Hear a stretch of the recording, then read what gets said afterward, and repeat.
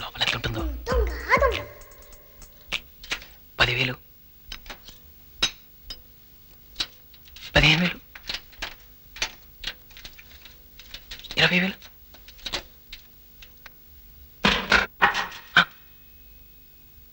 నేను పోయి చూసి వస్తా. ఇందా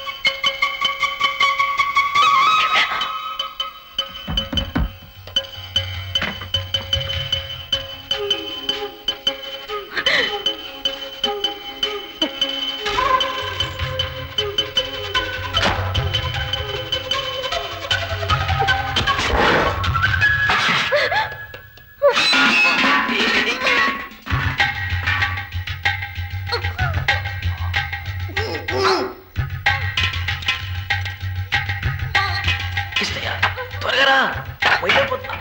ఎంత బరువు ఉంది?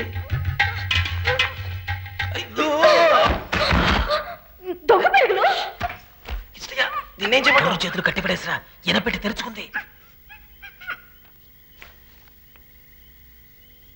పుష్పవల్లి, ఏమిటా చప్పుడు? ఇష్టయ్యా, ఈ ఏ ప్లస్ నేను చేయమంటావు? వాడి మీద ఒకటే స్లాన్ దోసుకడి. మెల్లిగా పిరుగులారా, నా నగలు ఎత్తుకుపోతున్నారే. మీరు నాశనం కాను. నరికి పోగులెడతా. కదలారంటే కాళ్ళు నరికి పారేస్తా. తర్వాత బతుకంతా కొట్టు దొంగతనం చెయ్యాలి. ఇలా చూడు, నేను చెప్పేది కాస్త. కత్తి దగ్గర కాకండి. దీన్ని చావనిస్తే పిడపోయేది. ఇప్పుడు మా మావ 15 మంది మొరటోళ్ళకి తిండి పెట్టి పోస్తున్నాడు. ఇప్పుడు నేను కానీ గట్టి కేకేస్తే అంతా వచ్చి మేము ముక్కలేస్తారు. సరే సరే సరే, అరవకు చెల్లాయి. చెల్లయ్యా? ఎవరా నీకు చెల్లాయి? దొంగ పిరుగులారా, నా చేతికి ఇప్పుడు పట్టాక దొరికితే బాగుండు. ముక్కలుగా నరికి కాకులకి గిద్దకేసేదాన్ని. తప్పుడు అనిపిస్తుంది.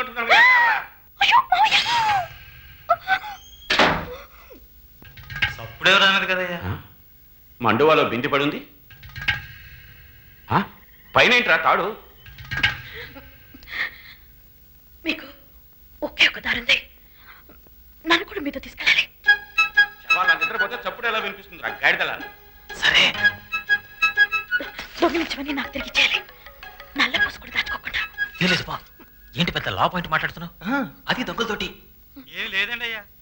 సామాన్లన్నీ కింద పడున్నాయి. చప్పుడు నాకు అనిపించింది, మీకు అనిపించలేదా? సరే, సరిగ్గా సగం నాకు చేయాలి అని నా నగలే గుర్తుపెట్టుకోండి. లేదా నేను గట్టిగా కేకలేస్తా. అలాగే. ఏంటి అలాగే? అది సగం.